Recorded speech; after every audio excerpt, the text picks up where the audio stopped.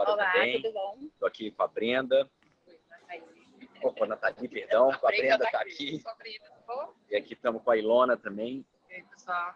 Tudo jóia? E agora a gente está fazendo uma transmissão ao vivo pelas nossas redes do Agora. E eu vou passar, na realidade, o endereço para vocês. Onde é que a gente está pelo Zoom. Na verdade, aqui a gente está no Zoom e aqui nós estamos na sua rede. Ótimo.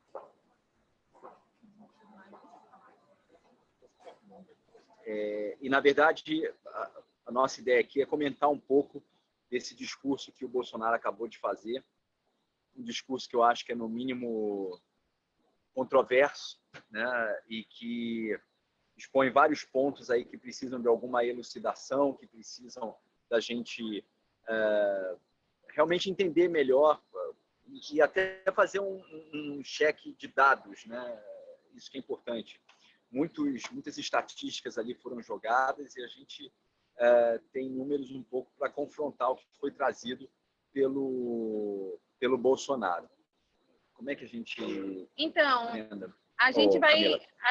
a ideia é que a gente conte um pouquinho sobre o que aconteceu esses últimos dias aqui. A gente está aqui desde o dia 20, então a gente vai contar um pouquinho o que a gente viveu nesses últimos dias, como é que está a participação dos brasileiros aqui em Nova York. A gente tem não somente esse grupo, essa delegação do Agora, mas nós temos também a sociedade civil, empresários, cientistas, tem uma série de organizações que estão atuando, governadores, prefeitos, tem uma série de pessoas que estão, outros deputados também.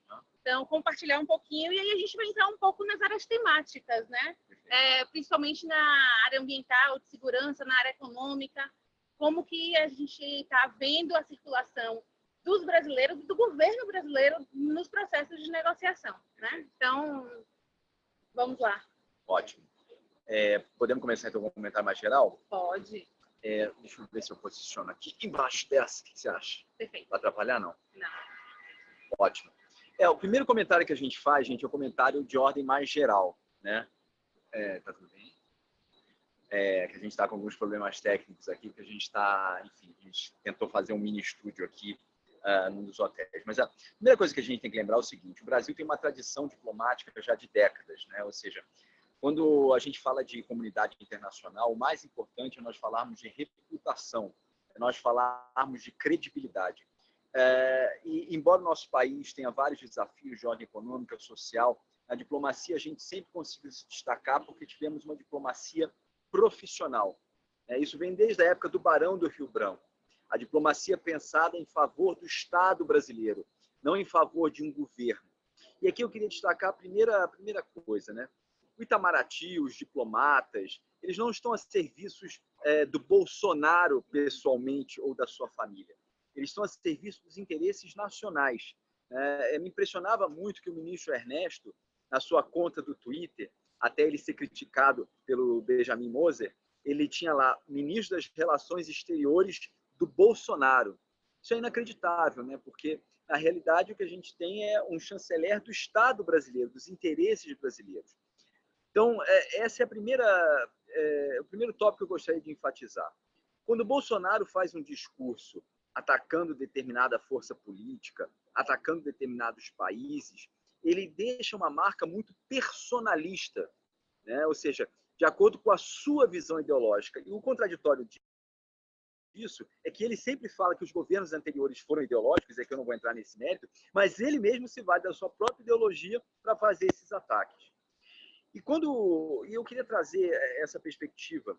Quando um presidente da República mina a credibilidade do país, quando um presidente da República trabalha contra a reputação, na verdade, a gente acaba enfraquecendo, fragilizando o nosso posicionamento também em termos econômicos, porque nós passamos a ser vistos como um sócio menos respeitável, com menor credibilidade. E aí, nesse sentido, é claro que as decisões sobre investimento, por exemplo, acabam tendo um custo maior. O custo de se investir no Brasil, ele acaba ficando maior, né? É bom a gente lembrar disso. Só existe investimento na medida em que haja uma democracia sólida, na medida em que os fundamentos do Estado Democrático de Direito, na medida em que os interesses nacionais sejam vistos acima de interesses políticos, interesses de projetos partidários ideológicos.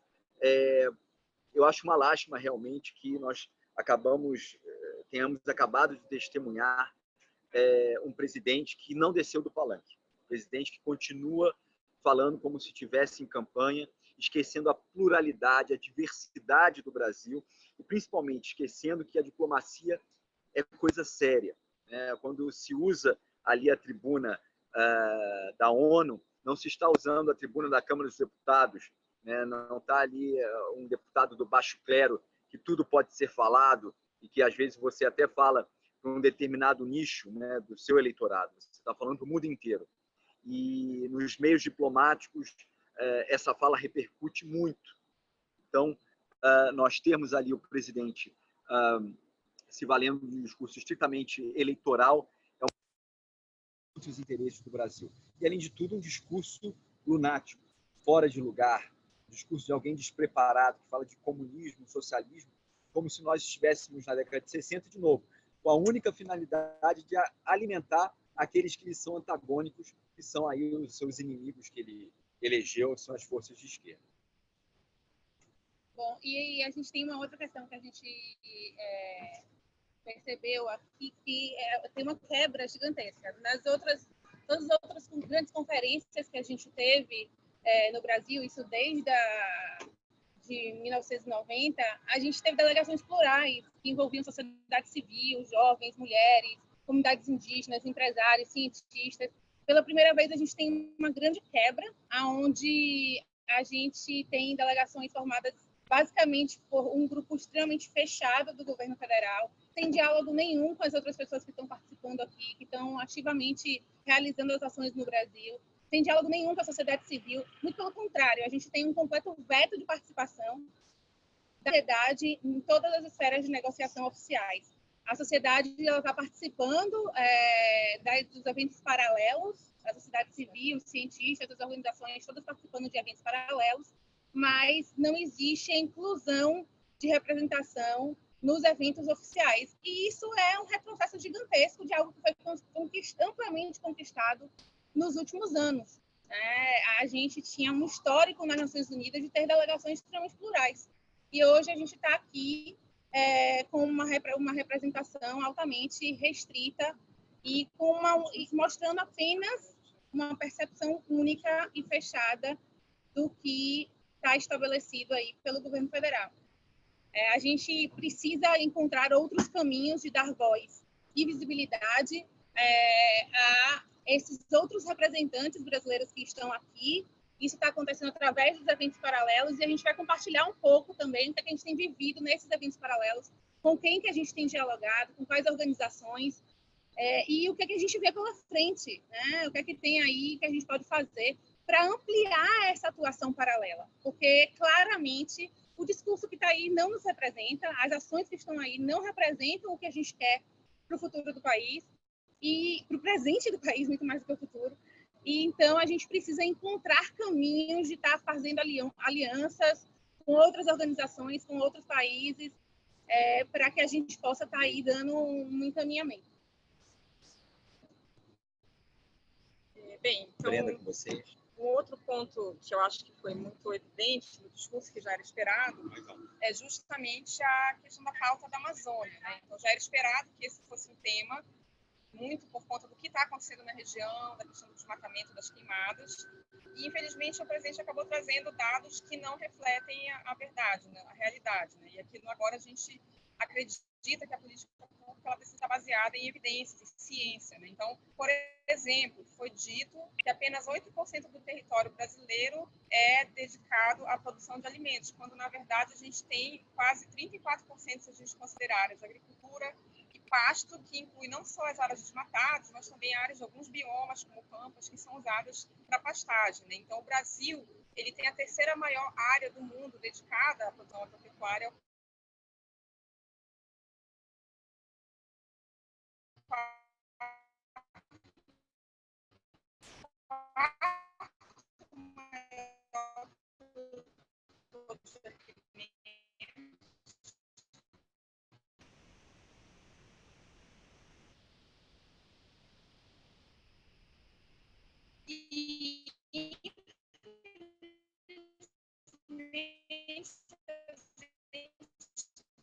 tem,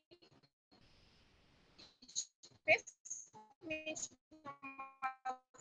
uma extremamente ineficiente no uso dessa produção de alimentos, né? Então, eu acho que é importante a gente fazer, se não pretende, mas avançar com demarcação, a gente precisa lembrar que isso é um direito constitucional. A nossa Constituição assegura a demarcação de territórios indígenas. Então, não é uma questão se um governante gosta ou não, é uma questão de cumprir a lei, de cumprir a Constituição. E essa semana a gente está vendo aqui em Nova York várias lideranças indígenas que estão ativamente colocando a sua posição, defendendo a questão da preservação florestal. Os indígenas não precisam de ninguém para representá-los. Eles têm essa capacidade de vir aqui e falar abertamente. Algumas lideranças indígenas foram até a ONU, foram convidadas para fazer falas. Então, acho que é importante a gente ter em mente que a gente está falando também de uma crise ambiental, mas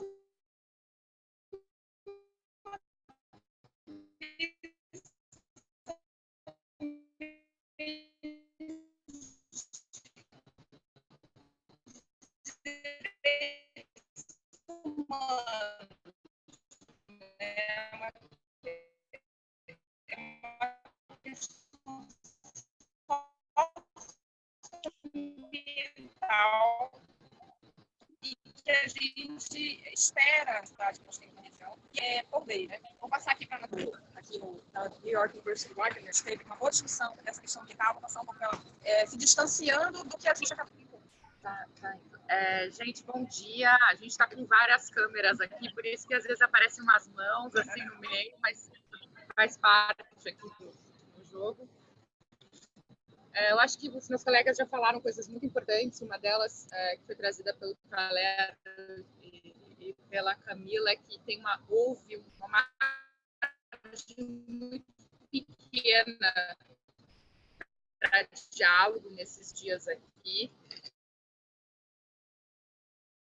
Para ler uma carta, né, supostamente, enfim, assinada por uma série de povos indígenas, auto-intitulados agricultores indígenas, proferindo uma série de, na verdade, ataques a outros povos indígenas. Eu achei isso extremamente curioso, representativo, na verdade, não de quem quer dialogar, mas representativo, eu acho, de discursos similares, por exemplo, de regimes cruentos, sanguinolentos, que precisam eleger inimigos, né, para poder se justificar. Eu achei isso absolutamente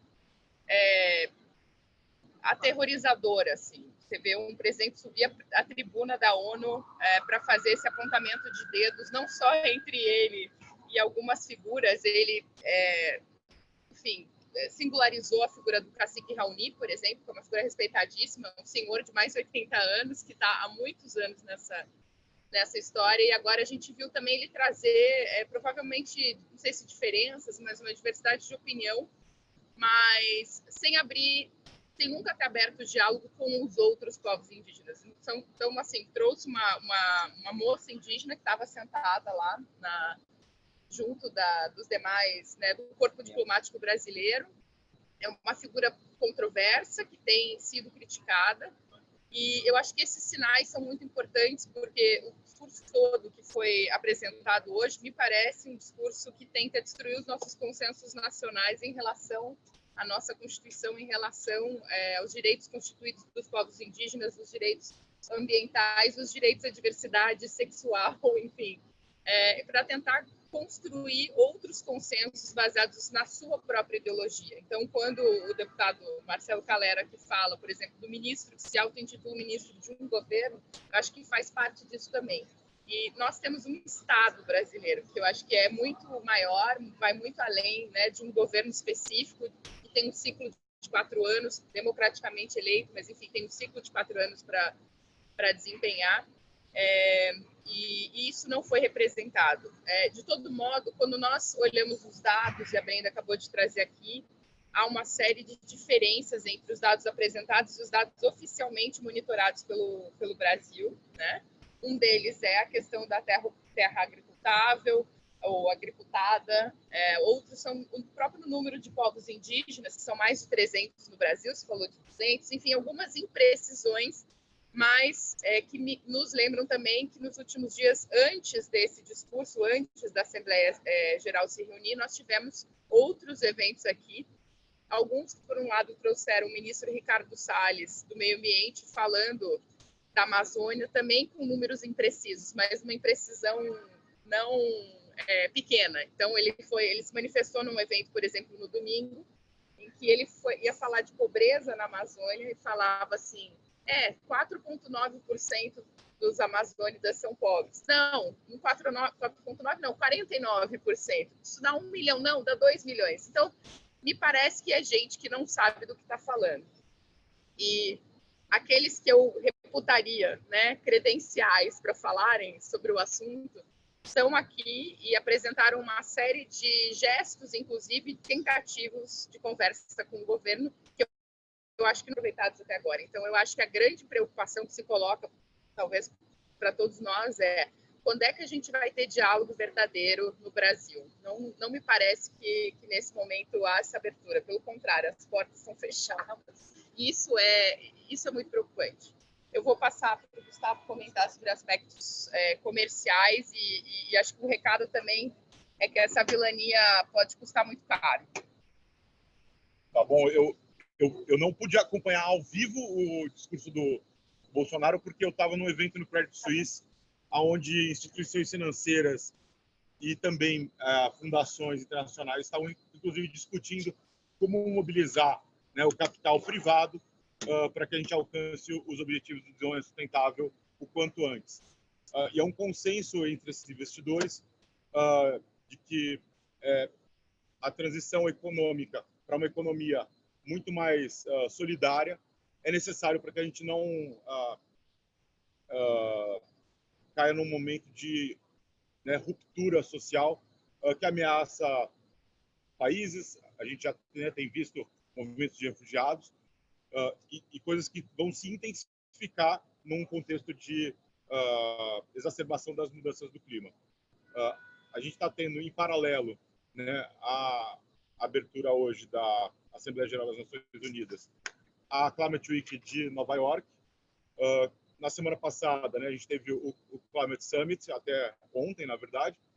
Então, aqui em Nova York estão reunidos também toda a comunidade internacional, olhando para como é que a gente lida com essa crise climática, que se reflete também, né, em um exacerbamento da crise social. E o que a gente tem observado, e as reuniões que eu tenho participado, né, ontem na Bloomberg, hoje no Credit Suisse e outras ao longo da semana, é que não tem ninguém do governo brasileiro nessas reuniões.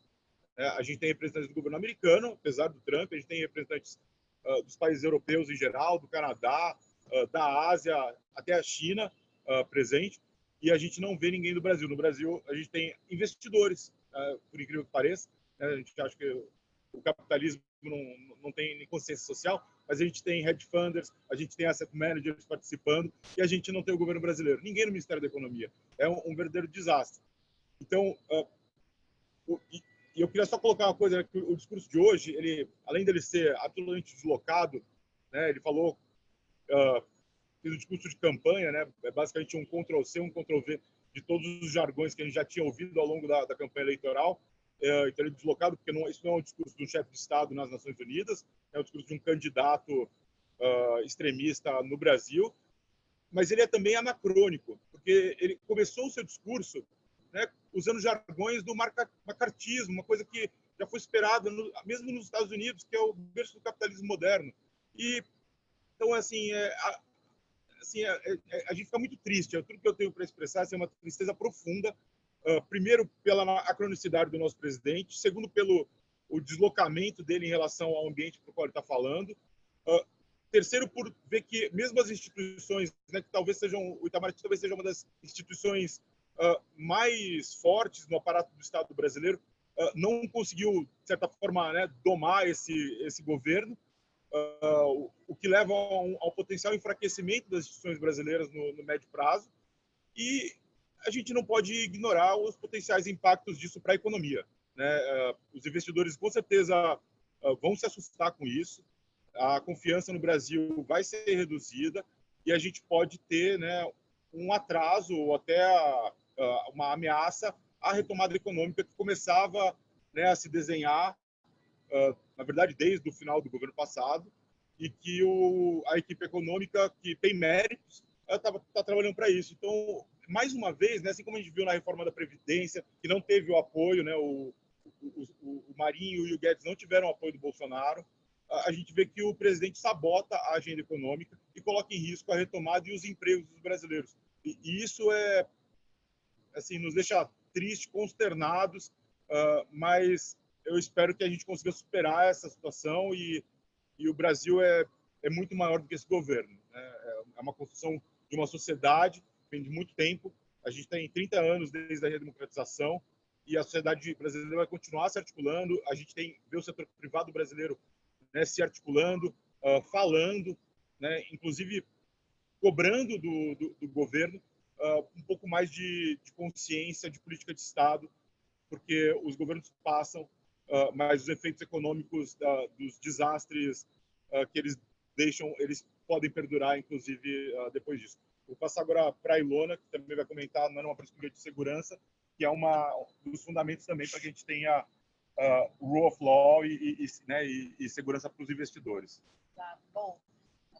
Que já falou um pouco do sentimento que a gente está nesse momento, né? Enquanto brasileiros, a gente falando aqui para outros brasileiros, é muito triste a gente estar no centro de atenção aqui global, onde todos os chefes de Estado estão falando o que tem de melhor para oferecer, fazendo os pactos com a esperança e com as necessidades dos seus povos, e o nosso presidente perdendo essa oportunidade de novamente apresentar um projeto, poder apresentar um projeto que fale com a gente. Então, acho que é uma tristeza que a gente está aqui sentindo por nós, por o nosso povo, por uma oportunidade desperdiçada. Acho que a gente está vivendo esse momento de tanta fumaça e que a gente não consegue chegar de fato a falar dos desafios, das soluções que a gente já tem para os nossos desafios.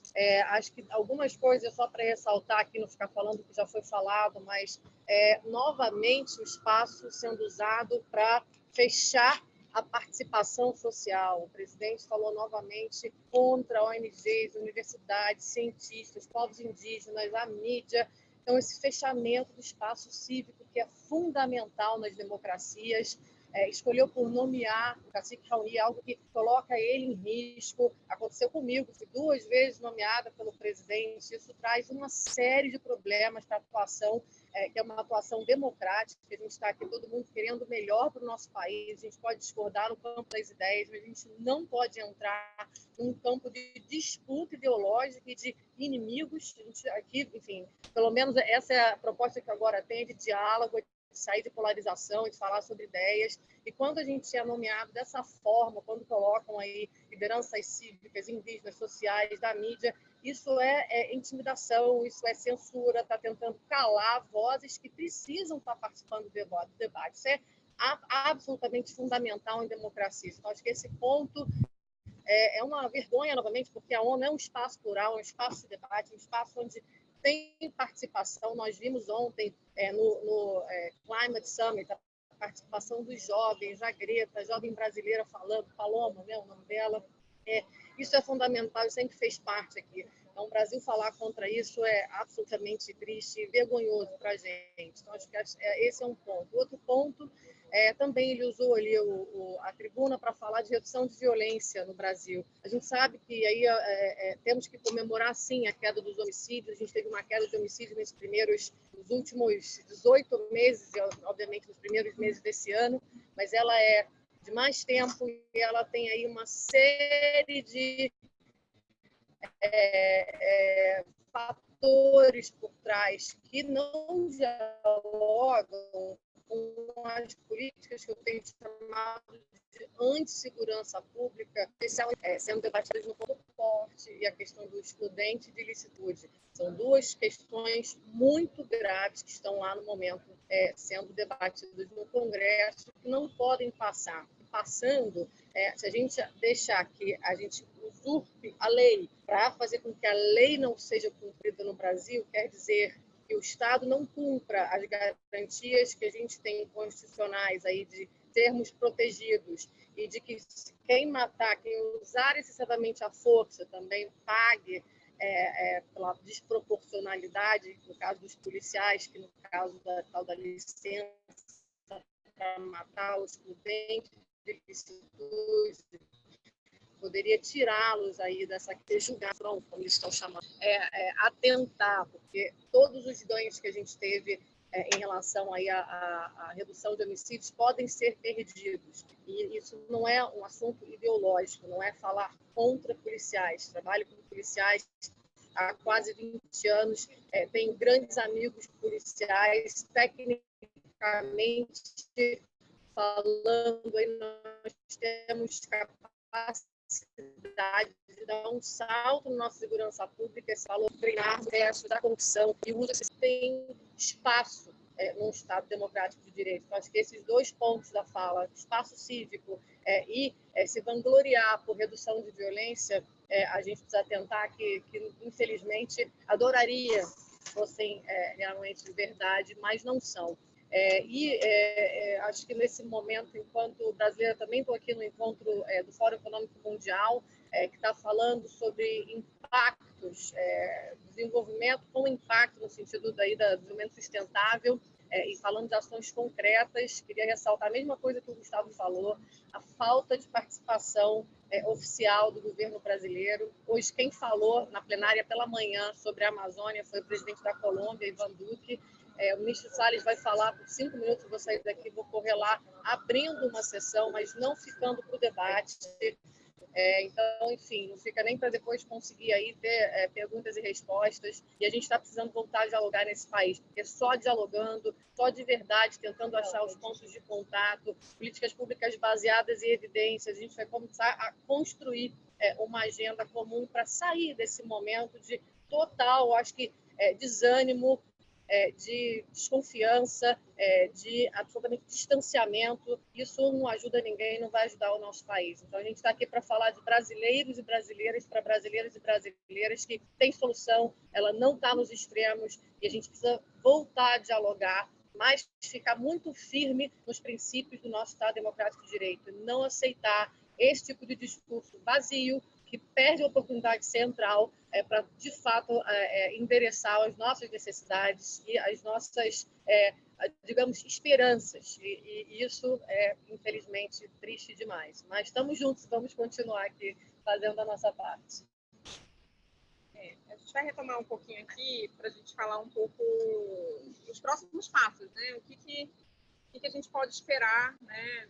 Acho que daqui para frente, eu acho que tem um ponto muito importante, né, que foi também objeto de um evento que a gente organizou ontem aqui, que é essa discussão do próprio Congresso, né? Qual é o papel do Congresso, acho que nesse cenário, né? A gente tem o Marcelo Calero, deputado, a gente teve ontem na discussão sobre o meio ambiente, né, a deputada Carla Amaral, o deputado Túlio Gadelha, a deputada estadual Marina Elon, e a gente conversou um pouco sobre esse papel do Congresso mesmo, em face dessa distorção do que deve ser uma política, deve ser a política pública, né? Especificamente, foi trazido o caso da comissão, da recém-criada comissão externa, que vai avaliar a questão dos impactos econômicos da política ambiental. Então, feita uma fiscalização em ministérios como o Ministério do Meio Ambiente, o presidente é o deputado Daniel Coelho, da Cidadania, e a importância disso porque é justamente trazer o Congresso para essa discussão qualificada sobre políticas públicas, nesse caso especificamente na questão do meio ambiente. Já existe uma comissão na questão da educação, porque infelizmente a gente está aí por 9 meses de governo e até hoje a gente não tem nenhum plano concreto para efetivamente combater o desmatamento da Amazônia, para efetivamente combater o desmatamento do país, atingir as metas que o Brasil tem por lei, que deveriam ser atingidas no próximo ano, de redução de emissões provenientes de desmatamento, e também os nossos compromissos, para a gente entrar de volta num rumo de queda do desmatamento, para que a gente possa atingir os compromissos que foram feitos pelo país perante o Acordo de Paris, que devem ser atingidos em 2025, 2030, mas que, infelizmente, na forma como está sendo configurado hoje, a gente está indo com uma trajetória muito diferente, né, do que deveria ser. Né? Então, acho que vou passar aqui para a gente abrir um pouco desse, quais são os próximos passos, o que se espera, o que se espera daqui para frente. Acho que sim, a gente tem que lembrar que nós somos um país que sempre liderou, que historicamente liderou em T2. Nós somos o país da Rio+20. Ou seja, várias iniciativas na área ambiental foram engendradas, foram pensadas a partir de fundamentos que a política externa brasileira desenhou. Então, hoje, a gente está indo a reboque disso, né? É muito triste a gente ver essa evolução. A gente deixa de ser protagonista e passa a ficar defensiva. Quando, na realidade, é claro que o Brasil, com todo esse patrimônio biológico, genético que nós temos, nós teríamos que ser unir essa discussão. Mas não, nós estamos contribuindo por meio de não políticas, na realidade, para que esse patrimônio seja violentado, para que esse patrimônio seja exterminado. Então, a gravidade dessa situação já foi percebida pelo Congresso. Então, na semana retrasada, nós fomos ao presidente Rodrigo Maia, o Calil esteve conosco lá, como movimento, né, os movimentos Movimento Livres, Movimento Agora, Movimento Acredito. Nós estivemos lá no presidente Rodrigo Maia e ele aceitou criar essa comissão externa para nós avaliarmos, acompanharmos o Ministério do Meio Ambiente.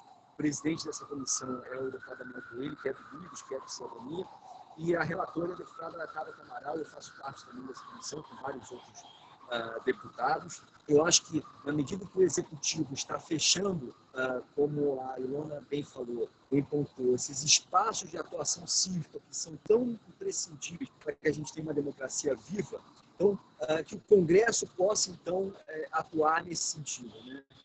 Primeiro fazendo a sua função de fiscalização e também trabalhando para que a sociedade civil esteja presente nessa função por meio, por exemplo, dessa comissão que foi criada. Eu creio que essa comissão ela vai ter um papel ainda mais importante agora, porque a sensação que fica do discurso do presidente do Brasil hoje na ONU é que aqueles grupos, pessoas, enfim, que estavam inclinadas, né, a promover retaliações comerciais em relação ao Brasil como único método para garantir resultados da política ambiental à altura do desafio mundial, essas pessoas agora elas receberam mais, digamos, munição, né, para seguir esse caminho.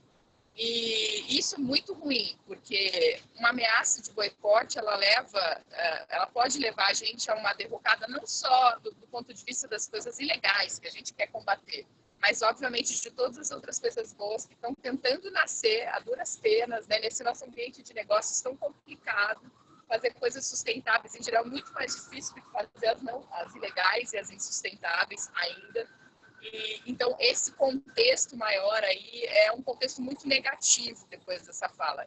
No entanto, o fato dessa comissão, ela ser uma comissão que tem diferentes partidos, né, diferentes parlamentares, tanto de partidos mais da centro-direita e direita, quanto de centro-esquerda e esquerda, que tem uma diversidade ali constituída, né? Vocês vão ter um trabalho muito, eu acho que interessante, diverso, assim, de tratar de dialogar, de fato, e é uma comissão que ela foi criada sob a alcunha de economia e meio ambiente. Então, a gente vai ver lá, e tem uma subrelatoria dedicada a isso, né? Está sendo proposta no plano de trabalho, para justamente olhar essas implicações comerciais e econômicas dos resultados da política ambiental. Claro que se eles forem se os resultados forem bons, né, se a gente tiver sucesso, a gente vai ter mais mercados se abrindo, a gente vai ter mais parcerias comerciais, a gente vai ter mais investimento. Se for o contrário, e infelizmente é o que está se desenhando com esses sinais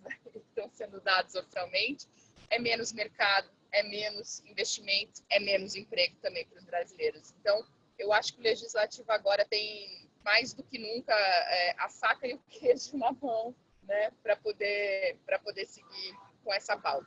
Tem também um outro ponto que eu vou falar brevemente, mas eu quero passar para os colegas aqui. Dois, na verdade. Um que o Gustavo acho que tocou e pode aprofundar, que é essa parte dos investidores do mercado financeiro. Eles vão ter que se proteger, eles vão ter que reagir a isso que está posto, né? Privado, então tentando contornar esses sinais públicos. Então esse eu acho que é o próximo capítulo, e a gente vê que isso já está acontecendo em alguma medida, né? E um outro ponto que é dos governos subnacionais, que também são bastante relevantes. Nós tivemos uma série de governadores presentes aqui nos últimos dias, no Amapá, no Mato Grosso, no Pernambuco, né? Do Amazonas, representando os consórcios regionais, que são também figuras novas. E essa possibilidade da gente ter atuações locais mais voltadas, mais garantistas aí dos direitos, eu acho que também é muito importante nesse caminho que a gente vai ter que construir como sociedade brasileira, né? E sem achar que é a União, a figura da União, o governo federal, que vai dar o tom único. Tem vários tons aí nessa nossa caminhada adiante. Então, eu acho que o mais importante agora é a gente pensar de forma muito criativa. A gente vai ter que ser criativo na construção dessas novas estruturas de diálogo e de participação. E isso vai... nós temos aí os consórcios, nós temos... agora, essa comissão externa, ela vem através de uma ação inédita de aliança entre os movimentos cívicos. A gente vai ter que cada vez mais pensar em formas criativas e inovadoras de estar trabalhando junto, porque a gente vai precisar construir esses espaços de diálogo e de ação. As empresas vão precisar pensar em certificações, porque a política ambiental brasileira vai gerar o boicote, e a gente vai ter que ter outras formas de separar quem são as empresas e os produtores que estão respeitando o manejo sustentável para que esses possam sim crescer, e o mercado internacional vai exigir isso. Então, vai ser importantíssimo agora a gente começar a trabalhar para construir essas novas estruturas, cada vez mais importantes, e não deixar nunca de perder a capacidade de tentar sempre dialogar com o governo federal. Porque é importantíssimo que a gente tente cada vez mais manter essa relação também com o governo federal, apesar da insistência do governo federal de fechar todas as portas para dialogar com a sociedade. Não, só sobre essa questão do investimento e dos investidores. Aqui está... Aconteceu alguma coisa aqui. Peraí. Como é que faz para ver? Bom, a gente teve um problema em uma das transmissões aqui, mas eu vou continuar. Na semana passada, eu acho que é importante destacar, né, que, inclusive em função da posição bastante contraditória do governo brasileiro em relação à Amazônia, desde a semana, né, da metade do mês de agosto, quando a gente teve o pico de queimadas, a chuva de cinzas em São Paulo, o mundo inteiro está olhando para o Brasil. O mundo inteiro está olhando para o que o Brasil está fazendo na política ambiental. Isso viralizou globalmente de uma forma que eu nunca vi no meu período de vida, dos últimos 40 anos. Então, está todo mundo de olho. Isso é extremamente relevante e se materializou na última semana com diversos grupos de investidores, né, gestores de ativos de apenas de trilhões de dólares, né, mais de 32 trilhões de dólares, que estão comprometidos, né, com os objetivos do desenvolvimento sustentável, estão comprometidos com a descarbonização da economia, estão assumindo compromissos e estão implementando nos fundos que são geridos por eles, né, tanto métricas quanto publicando, né, as suas pegadas de carbono, as suas pegadas no meio ambiente. É um grupo que é liderado, né, pelo talvez o maior, né, financista do mundo, que é o Mike Bloomberg, né, que já foi prefeito de Nova York, inclusive, que transformou Nova York, né, na sede desse movimento global por maior sustentabilidade nos investimentos, né, que ontem hospedou na sede da Bloomberg, né, no Bloomberg Headquarters, um evento justamente lançando, né, um manual com as melhores práticas que estão sendo produzidas pelas empresas para fazer a publicação das suas pegadas de carbono. Então, não é uma coisa que o Brasil tenha a escolha de fazer parte ou não, né? O mercado financeiro internacional que é o que determina, né, o crescimento ou não dos países, a partir da sua alocação de capital, já tomou essa decisão. Os portfólios de investimento eles vão ser descarbonizados. Os investimentos vão ser alinhados e orientados, né, à promoção dos objetivos de desenvolvimento sustentável. Isso não é mais uma questão. A questão agora é quando, quão rápido isso vai acontecer. Não é mais se vai ou não. Ninguém vai voltar para uma lógica de desenvolvimento dos anos 70, que aparentemente o discurso do Bolsonaro é saudosa. Ninguém vai apoiar a mineração ilegal, o desmatamento, o comércio de madeira ilegal. Ninguém vai apoiar nada disso. Os mercados vão desinvestir disso. E se o Brasil não abarcar, né, não abraçar essa tendência, a gente vai perder o bonde da história mais uma vez. O Brasil passou por vários voos de galinha. A nossa história econômica é esse desastre por conta da gente sempre perder o bonde da história. Passam as tendências econômicas e a gente sempre perde. A gente tem uma oportunidade agora de, ao abraçar o desenvolvimento sustentável e a economia de baixo carbono, aproveitar vantagens competitivas que o Brasil já tem por ser um país super diverso, por ter uma das maiores florestas, por ter um estoque de carbono na florestal enorme, por ter um programa de etanol que começou nos anos 70, por outras razões, mas que agora nos torna mais competitivos na transição para a economia de baixo carbono. E se a gente abandonar isso, a gente vai ter provavelmente mais 1, 2, 3, 4, 5 décadas, é impossível prever, de atraso, de retrocesso, de perda de empregos, de não crescimento econômico e, consequentemente, também, né, de não dinamização da economia, que é o que pode possibilitar, né, a ascensão social de milhões de brasileiros que vivem em situação, né, de pobreza e de vulnerabilidade, tanto social quanto climática. Então, eu queria deixar essa mensagem que Nova York está se mexendo, a comunidade financeira está se mexendo, e não cabe ao Brasil dizer se a gente quer ou não participar. Cabe a gente aproveitar a oportunidade e atrair investimento, e assim a gente crescer, ou deixar passar mais essa oportunidade e ver o mundo crescendo enquanto a gente fica para trás. Eu acho que só pegando o gancho do Gustavo, a causa ambiental, ela conseguiu unir tanta gente, a gente não esperava tamanha adesão, ainda bem que teve tamanha adesão, mas de todos os setores, do mundo inteiro, de líderes de vários espectros políticos. Então, acho que a gente tem que acompanhar muito de perto o que vai estar acontecendo, as novas alianças. É um momento da gente tirar as desconfianças e sentar junto mesmo à mesa, construindo o que a gente está falando aqui, os consensos mínimos e ampliando as agendas.